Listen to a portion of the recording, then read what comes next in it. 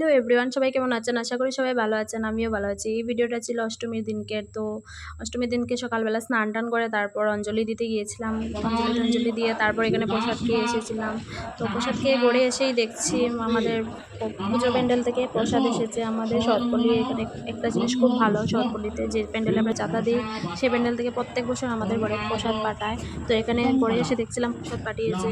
তারপরে এই প্রসাদটাও খেয়েছিলাম, খুব ভালো লেগেছিল। সেদিনটা খুব ভালো কেটেছিল, কিন্তু রাত্রেবেলা এত বৃষ্টি ছিল বেরোতেই পারিনি। তো আমার এরকম সুন্দর সুন্দর আরও ভিডিও দেখতে চাইলে আমার ইউটিউব চ্যানেলটাকে প্লিজ সাবস্ক্রাইব করে দেবেন। ইউটিউব চ্যানেলের নাম হচ্ছে মুন পাল বেঙ্গলি ব্লগস। তো সবাই প্লিজ একটু সাবস্ক্রাইব করে যাবেন চ্যানেলটাকে। তারপর সন্ধ্যাবেলা ঘুম থেকে উঠে দেখছিলাম কোথায় জানি প্রোগ্রাম হচ্ছিল, এত সুন্দর ডিজে লাইটগুলো জ্বলছিল। তো এই ক্লিপগুলো একটু নিয়েছিলাম আপনাদের সাথে শেয়ার করার জন্য।